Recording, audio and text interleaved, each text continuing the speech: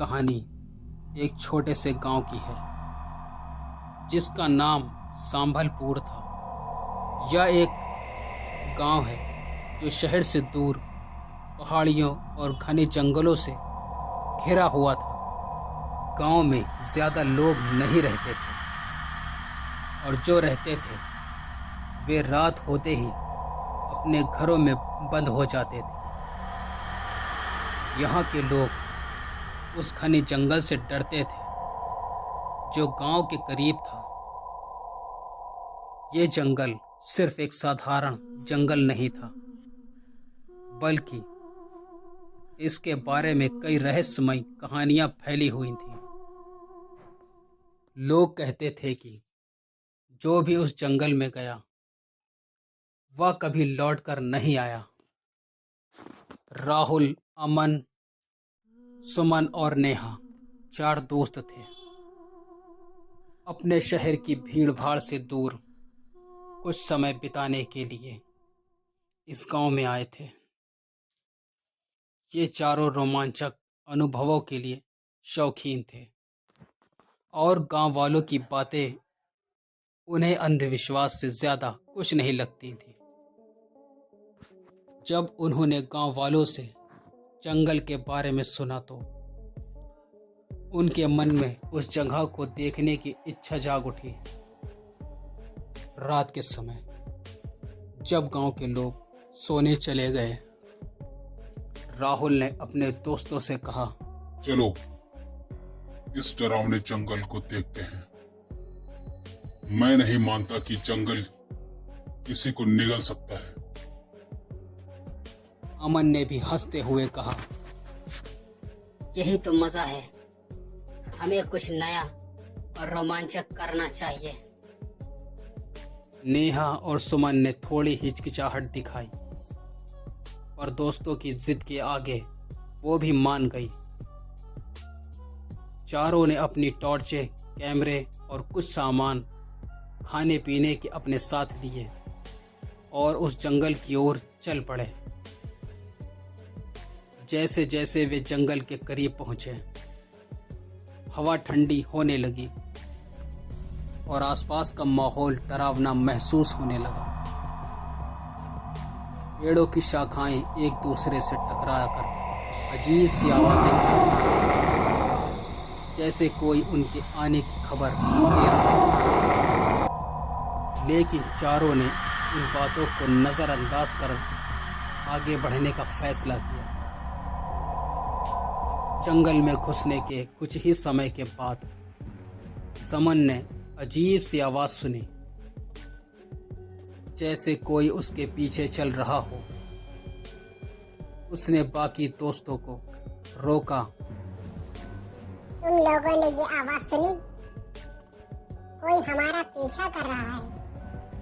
अमन ने मजाक में कहा, अरे ये सब बस तुम्हारा भ्रम है, यहाँ कोई नहीं है।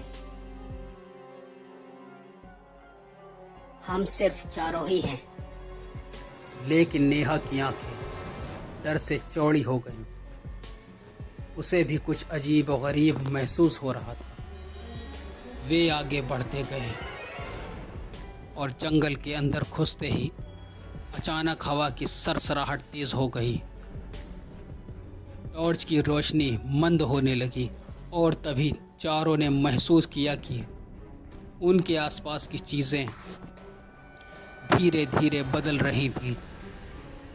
वे उसी रास्ते पर चल रहे थे, लेकिन पेड़ और झाड़ियों मानो अपने आप बदलने लगी। एक पल के लिए राहुल ने महसूस किया कि कुछ उसके पीछे गुजरा, पर जब उसने मुड़कर देखा वहां कुछ भी नहीं था।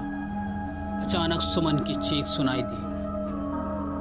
राहुल, अमन और नेहा ने उसकी ओर देखा, लेकिन वह गायब हो चुकी थी। सुमन कहाँ हो? राहुल ने चिल्लाते हुए पूछा। पर जवाब नहीं मिला। वे तीनों दौड़ते हुए उस जगह पर पहुंचे जहां सुमन खड़ी थी, पर वहां कोई निशान नहीं था। जमीन पर बस उसकी टॉर्च पड़ी थी, जो अब भी चल रही थी। सबकी धड़कनें तेज हो गईं। डर से अब उनके दिलों में जगह बना ली थी। हमें यहाँ से वापस चलना चाहिए। नेहा ने कांपते हुए कहा। अमन भी अब गंभीर हो गया था। हाँ, ये जगह सही नहीं लग रही है। चलो जल्दी से यहाँ से बाहर निकलते हैं। लेकिन जब वे वापस लौटने लगे तो उन्हें पता चला कि जिस रास्ते से वे वापस आए थे वह अब कहीं दिख ही नहीं रहा था। हर तरफ सिर्फ घना जंगल था। पेड़ इतने बड़े और ऊंचे थे कि आसमान भी दिखाई नहीं दे रहा था। राहुल ने कहा, ये कैसे हो सकता है? हम उसी रास्ते पर चल रहे हैं, फिर ये जगह इतनी जल्दी क्यों बदल गई? और तीनों तेजी से बाहर निकलने की कोशिश करने लगे। अचानक अमन भी गायब हो गया। उसकी चीख भी जंगल में खुल गई थी। नेहा ने जोर से चिल्लाया, अमन, तुम कहाँ हो? लेकिन अब अमन की कोई आवाज नहीं आई। राहुल ने घबराते हुए चारों ओर देखा, पर उसे सिर्फ अंधेरा और डरावना जंगल दिखाई दे रहा था। अब राहुल और नेहा पूरी तरीके से घबरा चुके थे। हम अब क्या करेंगे? नेहा ने कांपते हुए पूछा। राहुल ने कहा, हमें कहीं न कहीं से बाहर निकलने का रास्ता ढूंढना होगा।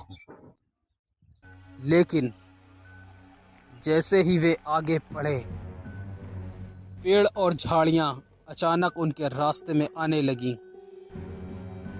मानो जंगल ने उन्हें रोकने की ठान ली हो।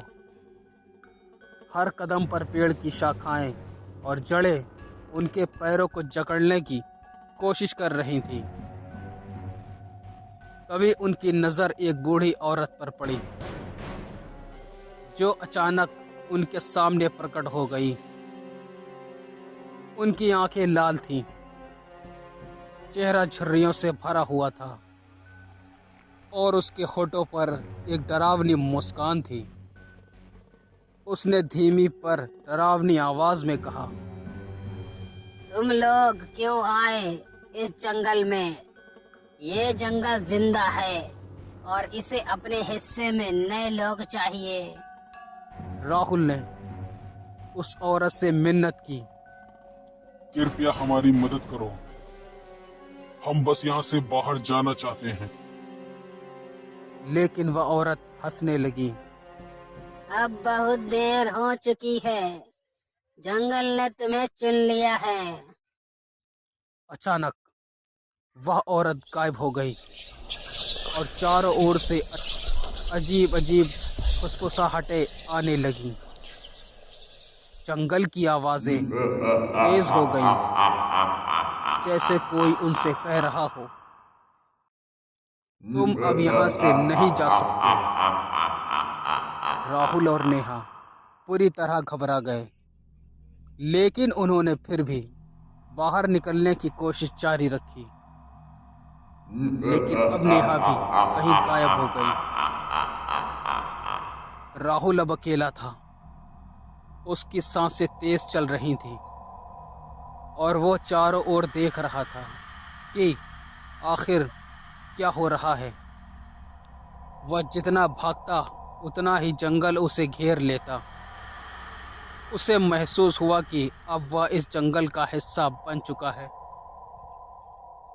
उसकी आंखों के सामने सब कुछ धुंधला होने लगा और उसकी आवाज़ भी अब दबने लगी। अगली सुबह गांव वाले जंगल के पास पहुंचे, लेकिन राहुल और उसके दोस्तों का कोई निशान नहीं मिला। गांव के बड़े बुजुर्गों ने सिर हिलाकर कहा था ना, जंगल किसी का नहीं होता और ना वो किसी को छोड़ता है। लोग कहते हैं कि आज भी अगर आप उस जंगल के पास जाएंगे तो वहाँ से चीखें और फुसफुसाहटें सुनाई देगी, उन लोगों की जो कभी वापस नहीं आए। आई होप दोस्तों ये वीडियो आपको बहुत ज़्यादा पसंद आई होगी। वीडियो अगर पसंद आई हो तो वीडियो को लाइक और हमारे चैनल को सब्सक्राइब करना ना भूलें। फिर मिलते हैं एक नई खौफनाक भूतिया स्टोरी के साथ। जब तक के लिए गुड बाय।